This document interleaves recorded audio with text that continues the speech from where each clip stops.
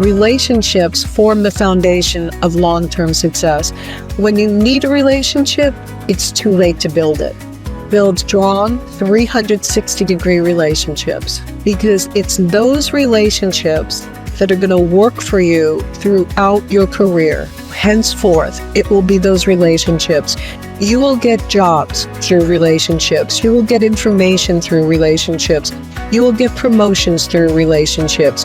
You'll get information through relationships. When you think about it, when you're in a relationship with someone and you like them, here comes the likability factor, and you like them, you'll do almost anything for them. If you're not in a relationship with someone and they come and ask you for something and you don't feel like doing it, you probably won't do it. And so when you need a relationship, it's too late to build it, which is why you need to be building them consistently throughout your career. And not because you think you're going to get something out of it, because it's the right thing to do. Welcome to Leadership, the podcast where leadership meets real-world insights. In each episode, you can eavesdrop on exclusive conversations with top thought leaders, best-selling authors, and experts in leadership, communication, relationships, culture, and everything else that shapes your effectiveness in the workplace and in your personal life. Leadership is here for you. Now, here's our host, himself a seasoned coach and best-selling author, Dr. Rodger Dean Duncan. Hello, everyone.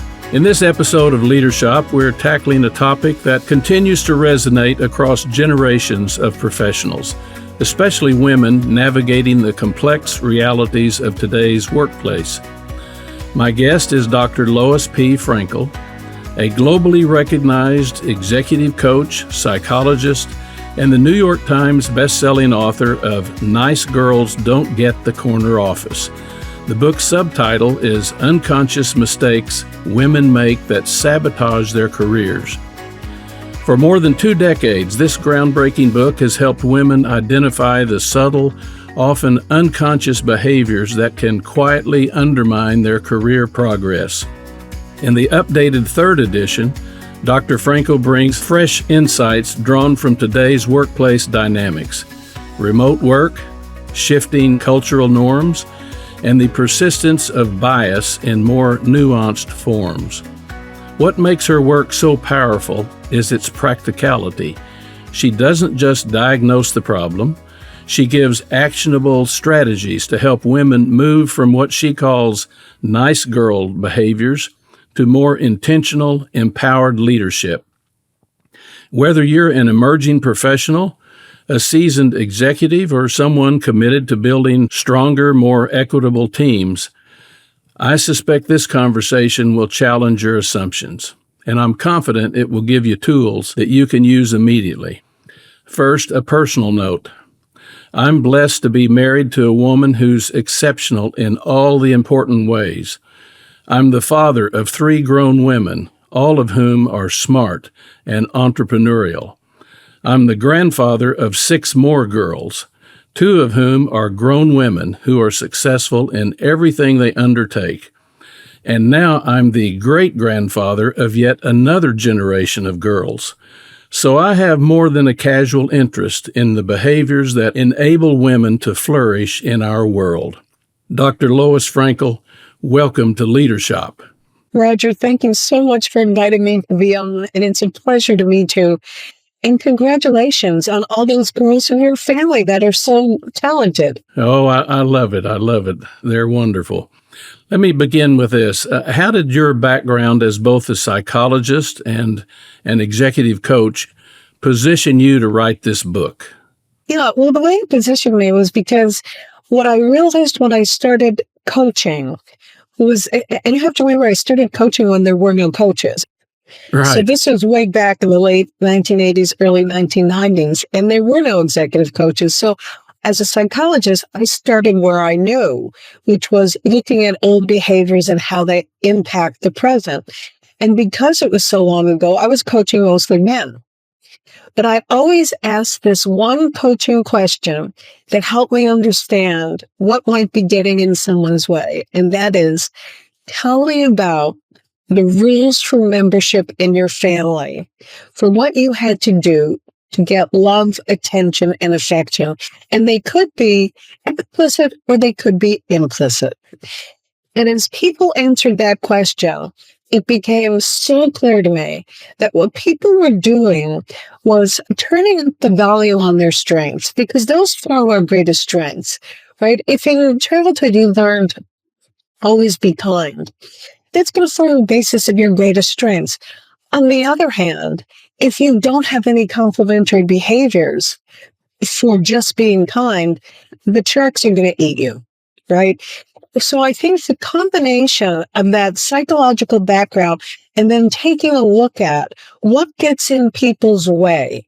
So for many years, I was coaching mostly men because that's who companies invested in back then. Right, sure. But then one day I realized, I asked that question of everybody, but I don't ask it from a gender perspective, because girls, in addition to getting the family messages, they get different messages. They get messages like, be sweet, nobody will like you if you're too loud, make sure you're taking care of other people, don't be too smart, because people aren't going to like that either.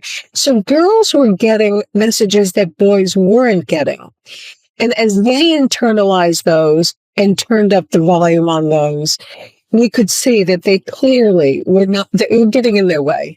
And that's why I talk about the unconscious behaviors that sabotage women, because women aren't even conscious of that most of the time. Now, Rodger, if I can just add this, because I know you're going to ask this question. I think you're going to. And that is, but what about today?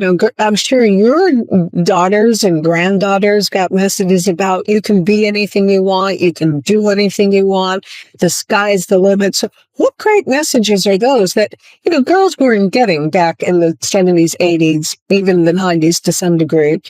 But the problem is, as soon as those girls go out into the world, all bets are off. Because we live in a society that has stereotypical expectations for women and girls. And so what winds up happening is those old messages get reinforced by people who aren't family members. Does that make sense, Rodger? Sure. Well, that goes to my next question. Where does the so-called nice girl conditioning begin? Is it just parents, or is it also schools, media, culture, or all of the above? Yeah, it's all of the above. It's not just parents. And as I said, sometimes parents are giving the right message. And let me give you an example. A woman came up to me after I did a keynote and said that she has a 5-year-old daughter, and she always sends her off to school with a fist bump. Be smart, be kind, be strong. Okay? Yeah. Be smart, be kind, be strong. Fist bump. Girl comes home from school one day and she hadn't eaten her lunch. And the mother said, what's the matter, honey? You didn't like your lunch? And he said, no, Mommy, it's not that. It's that I'm getting fat. Oh, no. Right. Where does a 5-year-old get that message about I'm getting fat, if not from the parent, because the parents weren't talking about it? So it had something to do with school, which has something to do with the media. And, just this past week, we saw a lawsuit that was settled that suggested that the media does have deleterious effects on young minds. Sure. Older minds too, but certainly young minds. Yes. Well, is being, quote, nice always a liability, or are there contexts where it remains an asset? It is always an asset. I'm so glad to hear that. Yes, it is always an asset. Nice is necessary for success. It's not sufficient. Because we like people who are nice. I mean, you have to be nice. Both men, both women have to be nice. But if you are only nice, what winds up happening is that people won't take you seriously. Right. It's like there's a continuum, Rodger. And I like to say, and you know these examples, but sometimes people say, can you give a little bit more modern examples? But I think you and I get this. The continuum goes from Sally Field to Leon Housley. Right? Yeah. So on one end of the continuum, you have the queen of nice, which is Sally Field. Right. And what's interesting is that if you think about the part Sally Field got early in her career, she got parts like Gidget. The Flying Nun. The Flying Nun, exactly. Yeah. Smoking is Bennett's sidekick, right? Right. When she gets the Academy Award, what does she say? She was grateful that people noticed her. Exactly. He said, you like me. You really like me. You like me. Yeah. So there's an example of a nice girl that was being held back by those old messages. On the other end of the spectrum, you have Leona Helmsley, or you could also you could probably put Martha Stewart on the other end of the spectrum as well. Both very successful women, powerful women. At the same time, they're not considered particularly nice. I'm not sure if Leona Helmsley actually went to jail. I mean, I know that Martha Stewart did, but did Leona Helmsley actually go to jail? I'm not sure. I have to confess, I don't keep up with Leona very closely. Okay. Well, we don't need to anymore. Yeah. But we do know that, and I only answer her because, she was called the Queen of Mean, right? Yeah. But we do know that Martha Stewart went to jail. And not because she cheated the government of what was for her rounding up numbers. It was that people didn't like her. They thought she was imperious. So those are both ends of the spectrum. And there is this place in the middle that I think women need to aim for. Now, you describe yourself as a recovering nice girl. What does that phrase mean to you personally? And when did you first realize it applied to you? I realized it applied to me as soon as I read the book. Okay. Because as I was writing the book, in the book, there's a quiz that you take, right? Right. And it helps you assess, where are your strengths and where are some areas that you might be able to work on? Well, I created the quiz. And then when I took it, I realized, oh yeah, this nailed me in my weak spot. Yeah. My weak spot happens to be networking. At the core, I'm very shy, and it's very hard for me to network. Yet I do it because I know it's important. But that's what I mean about recovering. That, in the language of recovery, you're never a recovered alcoholic or shopaholic or, Right. gambler. You're recovering, in that there are still things that you need to work on. And so for me, that's what that language means. There are still things I am working on because at heart, I know that I'm a nice girl. Sure.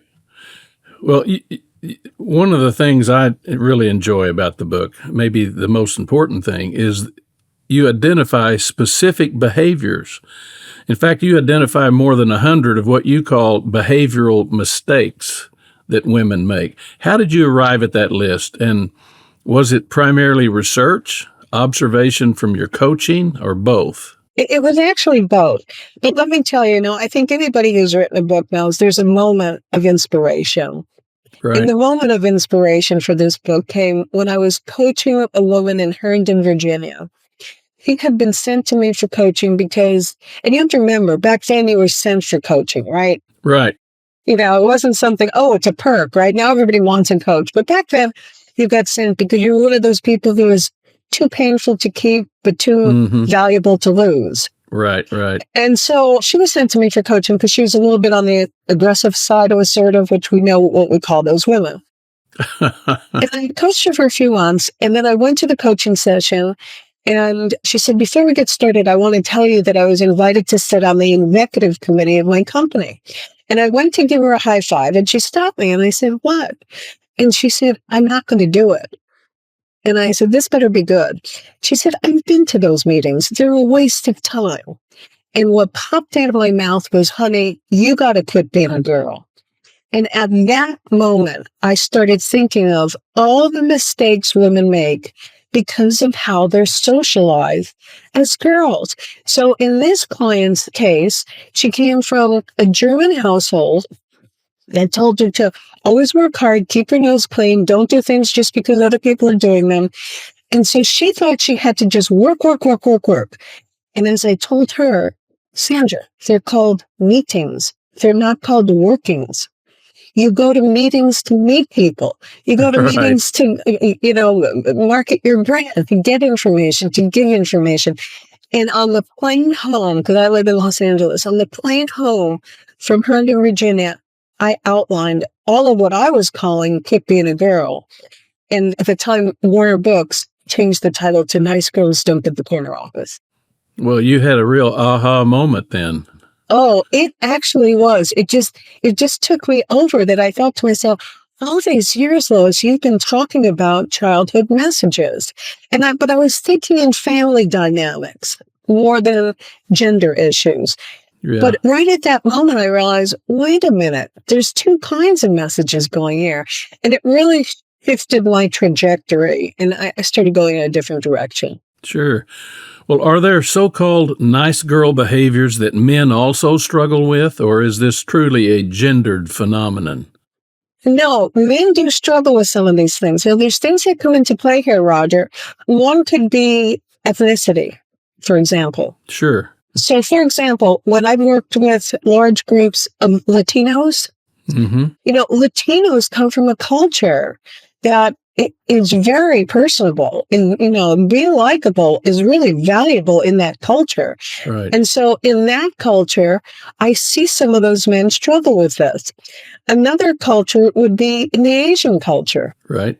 I was brought to Indonesia many years ago to work with oil company executives who were national because they could not compete with the people that were coming from the United States.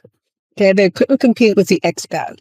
And it was because they grew up in a culture where being overly nice and letting people save face was so essential.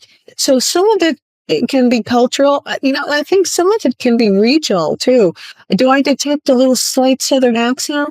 Just a little bit. Oklahoma and Texas. Okay. And when we think about Oklahomans and Texans, I think we think of them differently than we think of New Yorkers, for example, just in terms of niceness. And again, these are stereotypes, but there's a kernel of truth in every stereotype. So yes, absolutely it happens to men. And one other thing, it can happen to men in terms of their family messages. I'm thinking about a man that I coach.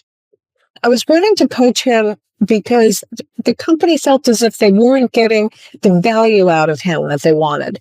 He was an attorney. Okay, so he worked in a law department. It's the nicest man you'd ever want to meet. When I asked the question about, tell me about what it was like growing up in your household. What were some of the messages you got? He said, I grew up in a very religious household. And one of the key messages I got was to always turn the other cheek. Well, no wonder he was getting chewed up and spit out. Yeah. So sometimes, there can be religious messages, family messages. So to answer your question, that was a long answer to a short question. But yes, men do suffer from this. No doubt. So why do you use the word unconscious in your subtitle? What makes these mistakes so hard to see in ourselves? Because they're so ingrained at such a young age. Right? Think about it. They've done studies of children on playgrounds. Mm-hmm. We see the girls always talking in ways that are looking to find connections between each other. So, for example, if someone says, Lois is my babysitter, somebody else say, well, she's my babysitter too. And then somebody else might say, well, she's not my babysitter, but I wish she was my babysitter, right? So they're looking for connections.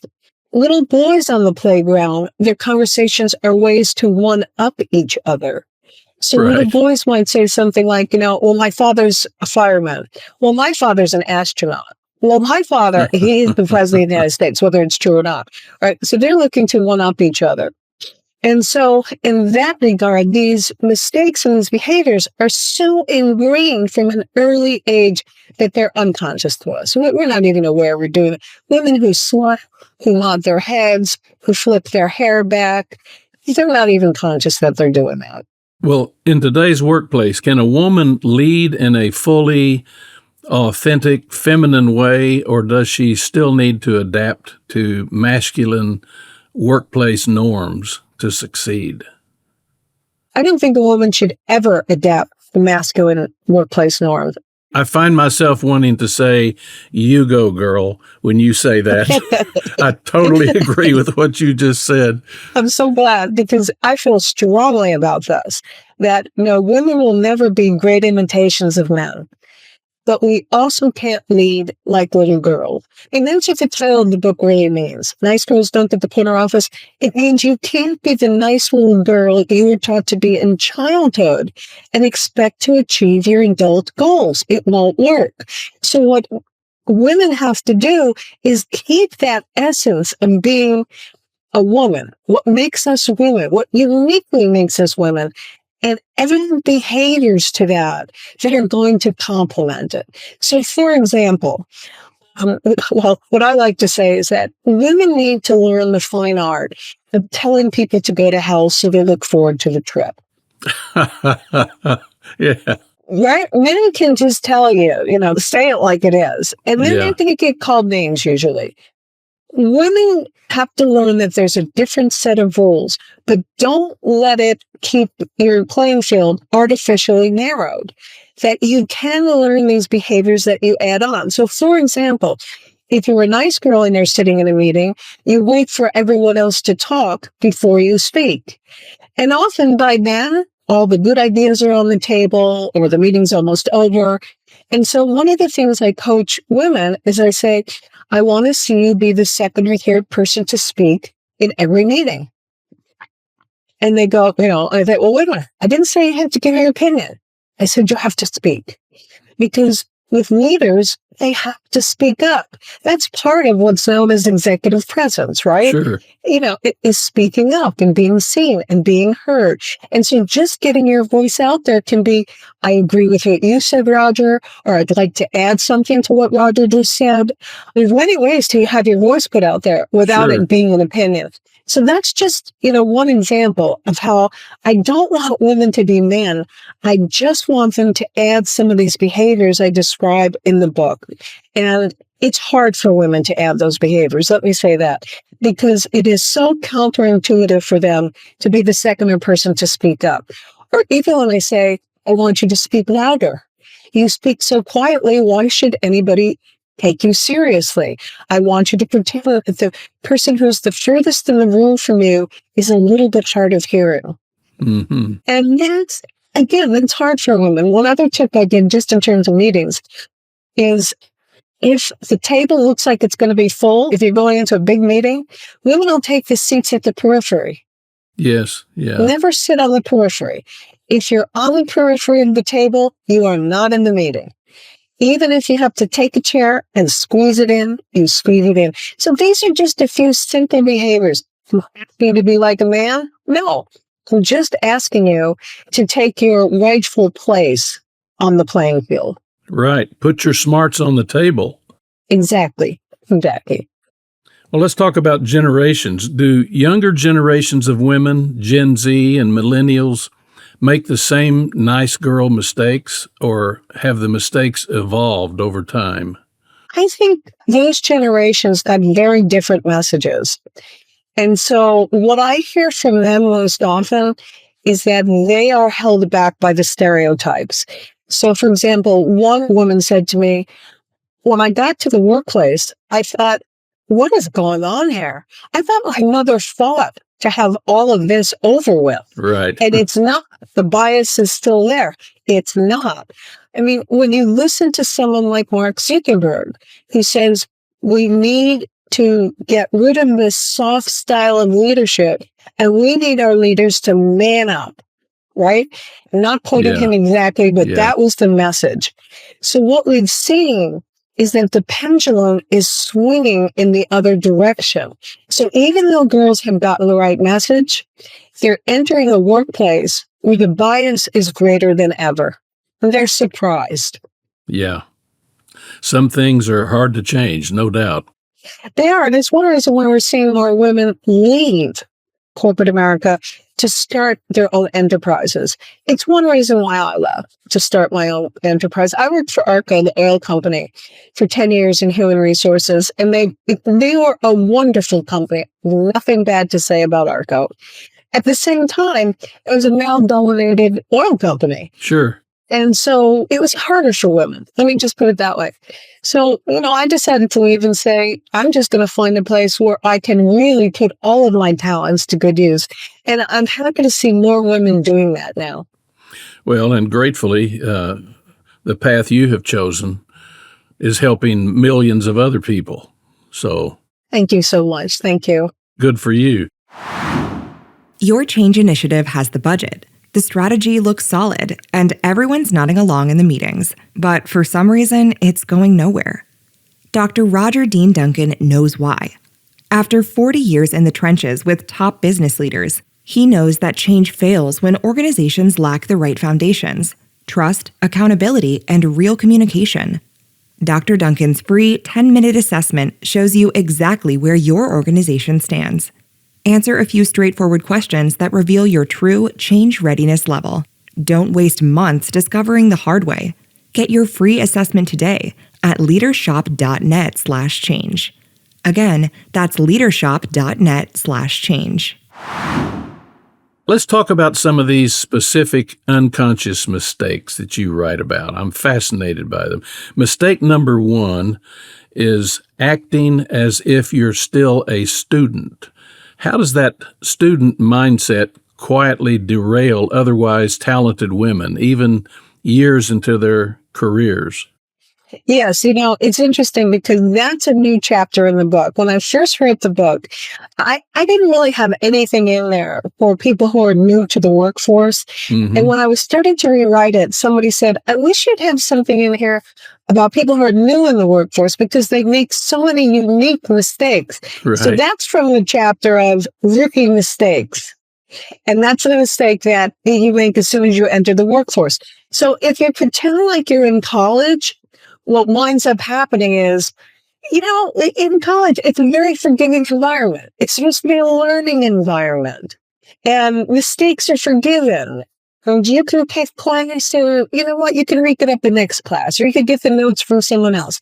I think people when they're in college tend to have a more, I want to say lackadaisical. That's not the right word, but the word that's coming to mind is laissez-faire. I'm not sure if that's the right phrase either, but you get my point. Sure. Then these people get to the workplace and they wonder why the boss is saying, you have to be here this time. Starting work at 8 o'clock doesn't mean coming in at 8 o'clock. And it certainly doesn't mean coming in at 10 after 8. If you're not here by 10:02, you're already late. This is news to people who are just out of college. Right. I'll never forget, I'll tell this short story. When I was in college, one summer, a friend of mine got me a job it was called General Electric. We were the ones who made light bulbs for Christmas trees. And I was so thrilled that I had a summer job that paid fairly well. My job was to take light bulbs and twist them into sockets. Okay. Well, I was on a break once, and then the bell rings that you're supposed to, go back to your workstation. But I was in a conversation. I thought, I'm just going to finish my conversation. That's a good example of you're not in college anymore, right? I lasted in that job. I think I might have made it to a week. Maybe not even. Somebody was watching. Somebody's always watching. Now, they may not even be aware they're watching, but you want to know that you're on the corporate stage. Someone is always watching, and even if they're not conscious of it, they're making judgments. How do you think they do succession planning? When we go into succession planning meetings, names are thrown out for, who should we be focusing on to train for leadership roles? Well, they're making it based on some observations. And again, you just need to know you're always being watched, not in a negative way, but at the same time, you are on a corporate stage. Sure. People notice. I go back to what you said earlier about a woman at the table in a meeting, and she needs to speak up a little louder because assume that the man at the other end of the table may be hard of hearing. Well, my observation early in my career is that some men were hard of hearing, but only when a woman was talking. Oh, thank you, Rodger. Thank you. Selective hearing, right? Absolutely. Now, you say a common rookie mistake is expecting grace. What do you mean by that, and how does it collide with how organizations actually work? No, it's interesting. That particular mistake was given to me by my former executive assistant. She went on to become a supervisor of assistants. And when I told her I was writing this book, she said, you have to write something about, people expecting grace. And I hadn't even thought about it before. But as we talked about it, what it means is that people in the workplace are going to treat you with as much kindness and willingness to overlook mistakes as your parents did. In other words, you come to work expecting people to act like your parents. Right. And they will afford you grace when you screw up twice, 3 times, when you show up late, when you embarrass the boss in a meeting. You can't expect grace when you're new to the job. It is your responsibility to establish your professionalism and not expect it of others. Wasn't there something, I don't know if it was Forbes, I thought it was in Forbes not too long ago, about this very issue, about how many people were being fired within the first, month, 2 months, certainly within 6 months to a year of being hired, because of not just expecting grace, but not understanding how the workplace works. And they weren't all screwing bulbs in Christmas lights. There were all sorts of situations. Yes, exactly. Well, let's go to mistake 29. You call it dodging the question. In high-stakes situations, what's the relationship between conflict avoidance and the impulse to deflect or give vague answers? It's appropriate to deflect when you don't have the information, when you don't have the answer, to be able to say, Rodger, that's a great question. At the moment, I don't want to give you an answer that's not robust and full. And I'd like to go back and I'd like to do some research on that. And I will come back to you this afternoon. That's perfectly okay. Sure. And some people are hesitant to do that because what they'll do is they'll kind of start mumbling something that makes no sense. Whether it's a woman or a man, you diminish your credibility and you don't want to do that. So never be afraid to say, I need to deflect this for a short period of time, but I'll come back to it. But being risk averse is the unwillingness to speak the unspoken, to say something that has to be said. So if you ask me a question about, Lois, can you give me some feedback about what I could do better to be even more effective in my role? You can't dodge that question. Yeah. You need to be able to say, okay, there are 3 things that I'd love to see you start doing that would make you even more effective. So I think many times women and men too are risk averse because they don't have the language. They don't have the language to approach the conflict. Conflict is necessary in the workplace. It's going to happen whether you like it or not. And so having the language to be able to approach it, being able to approach you, saying something that may be hard for me to say and ask for, being able to say, Rodger, I would like to discuss this raise that I was promised 8 months ago that I still haven't got. Yeah.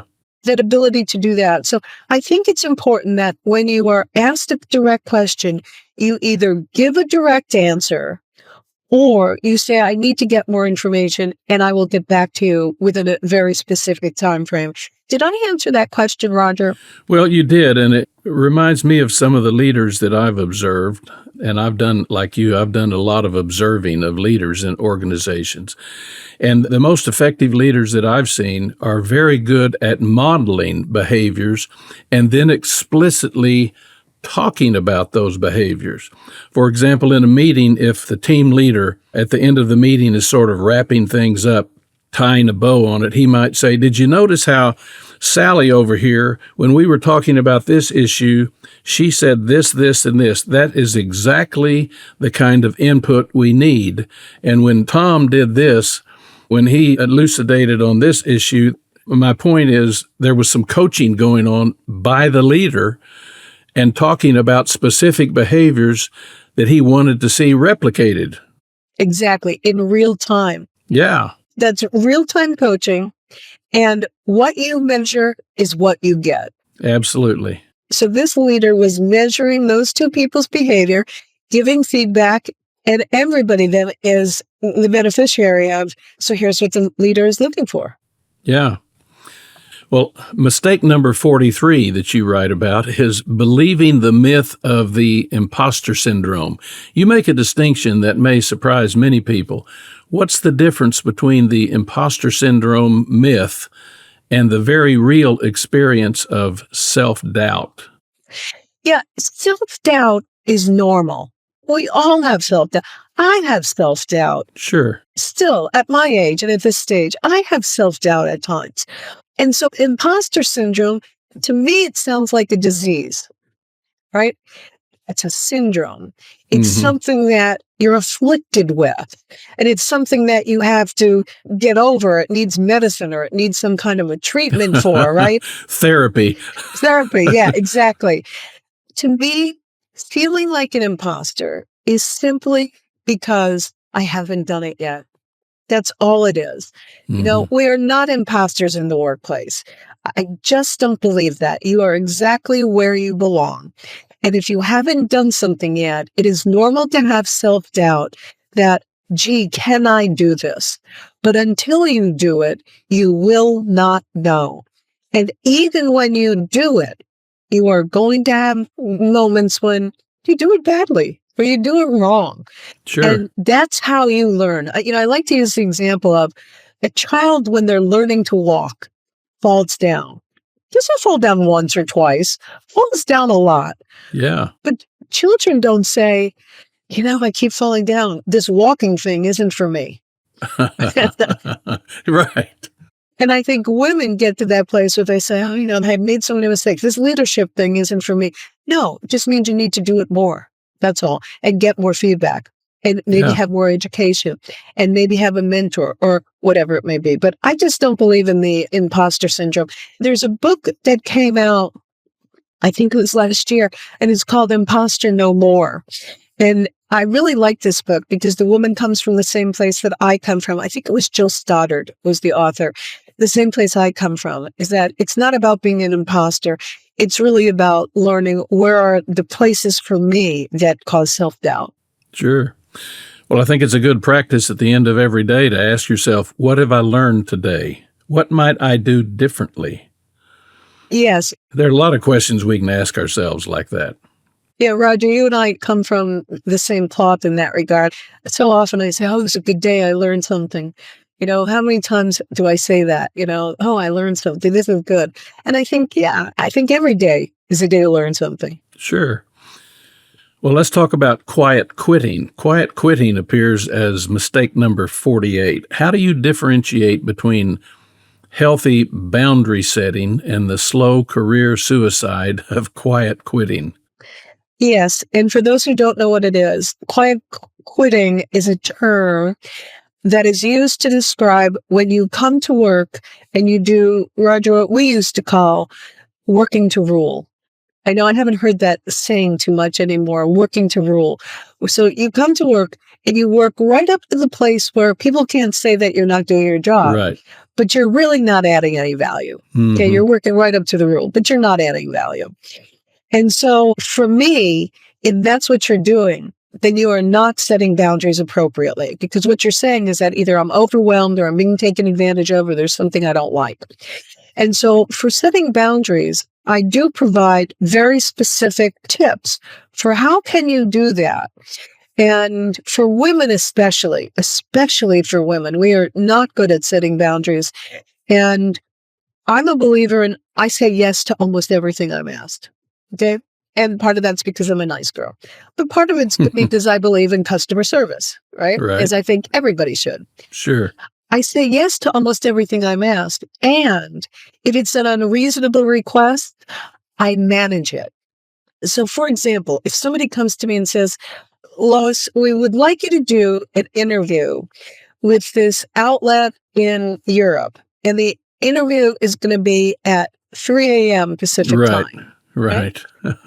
My first response is, I would love to do that interview. Now, let me tell you, at 3 a.m., I am not going to be my best. So let's see what we could do to push it to maybe 7 a.m. And I can tell you, I will be a much better interviewee and the interviewer will be much happier. Now, that's an example of setting boundaries without saying no. I think most women think that to set boundaries means you have to say no. Many times women will say to me, well, how do I start setting boundaries if I never did that before, without looking as if I'm being difficult or uncooperative? Mm-hmm. And I say, it is because you're going to start everything with yes. Yes, of course. I'd be Sure. happy to do that. Now let's talk about realistically how it's going to work. The interesting thing is, Rodger, when I have men in workshops or keynotes along with women, I'll say, what do you do when your boss asks you to do something unreasonable? When your boss asks you to make a miracle? And making a miracle to me is getting something done with less time, fewer resources, less money than is humanly possible. What do? Inevitably, men say one of three things. Number one, I make a joke of it. Like, you really want that by this time? You really think that I can get that done by then? So they make a joke of it, number one. Number two, they negotiate. Number three, they delegate it to a woman because they know she'll get it done. Those Okay. are the three ways men handle unreasonable requests. We need to get a lot better at the negotiation part. For sure. Well, let's look at mistake number 49. You called it being out of sight, out of mind. For women working remotely, for example, what are the most powerful visibility strategies? Yes. When COVID started, first of all, what I said to women is if you're going to have remote meetings, your camera always has to be on. And they said, yeah, but if it's on, then I have to be dressed. I have to put on makeup. I don't care what you have to do. If your camera isn't on, you're not in the meeting. That's an example of being invisible. And I see it happen even now since COVID has ended. Mm-hmm. I'll be invited to join a meeting and people will have their cameras off. Now, what we know you're doing when your camera is off is you're multitasking. Something else. Yeah, exactly. And so, being out of sight in that regard is not good. Number two, when we started returning to work, I advised women to not work remotely 100% of the time. And they said, but it's so much easier with children and this and that. I said, well, that's precisely why you shouldn't be working remotely, because now you're doing two jobs Right. at the same time. You're probably doing the laundry, you're taking care of the kids, and you're trying to do your job. And you're going to feel even more overwhelmed than if you went to the office. So I don't think remote work is always a great thing for women. If you want to work remotely, for whatever reasons you have, another strategy is you have to be in the office and be seen at least once a week. If you are not seen, if you are not in the office, again, you are not part of the dynamics and, pardon the phrase, politics of what's going on in the workplace, Exactly. right? It's a real issue. It is a real issue. So that you need to go up there. The other thing you need to do is if the company is having events, whether it's an offsite, I can't tell you how many women say to me they don't want to go to these offsites, they're boondoggles, they're, whatever they are, they have to get childcare. Yes, all of that is true. And it's where people see you, make judgments about you. You have the opportunity to market your brand, get information, break bread with the people who have power, all of those things. So those are just some strategies. I think women need to be ultra aware of not having their face in the mix. Makes a world of sense. Okay, mistake number 99 is being a perfectionist. How do you distinguish between the high standards that drive excellence and the perfectionism that can paralyze? In every workplace, there is a bar for hard work, right? Every workplace, there's a bar. Some places it's higher, right? That success and excellence is up here. I mean, I'm thinking of, firms like McKinsey, Booz Allen. The bar is very high for success, okay? And I'm also thinking like some organizations like the post office, the Department of Motor Vehicles. The bar is a little bit lower, right? Every time you go over the bar for excellence, and you have to work up to the bar for your playing field, okay, for your playing field. Every time you go over that bar, because you're being a perfectionist, you're spinning your wheels and you're wasting your time. Because it is impossible to achieve perfection. So what you're doing as you try to achieve perfection is taking time away from doing those things that are really going to help you build your career. It's like I say to women, have you ever seen a man clean a bathroom? Have you ever watched a man vacuum a rug?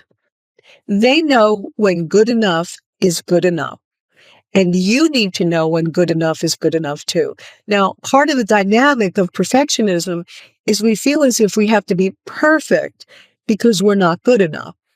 And that's really what you have to deal with. Because every time you go over that bar of excellence, essentially you're saying, I feel as if I'm not good enough, so I have to do more, when that's not true. And so you look at what are the most successful men in your organization doing.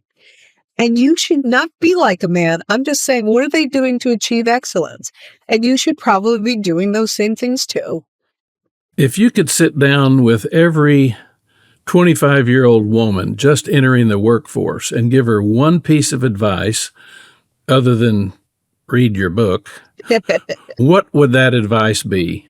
That advice would be to build strong 360-degree relationships.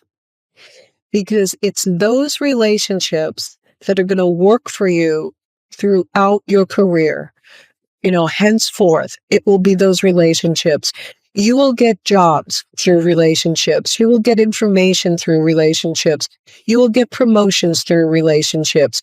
You'll get information through relationships. Relationships are really, I'm not going to say the sine qua non for success because it's not quite true, but I am going to say relationships form the foundation of long-term success. When you think about it, when you're in a relationship with someone and you like them, here comes the likability factor, and you like them, you'll do almost anything for them. If you're not in a relationship with someone and they come and ask you for something and you don't feel like doing it, you probably won't do it. And so when you need a relationship, it's too late to build it, which is why you need to be building them consistently throughout your career. And not because you think you're going to get something out of it, because it's the right thing to do. Sure. Well, that's very sound advice, whether you're in the workplace or not. Relationships are what success in life is all about. I think so. Dr. Lois Frankel, thank you so much for joining us on Leadership. There's a phrase from Eleanor Roosevelt that Dr. Frankel likes to quote, "No one can make you feel inferior without your consent."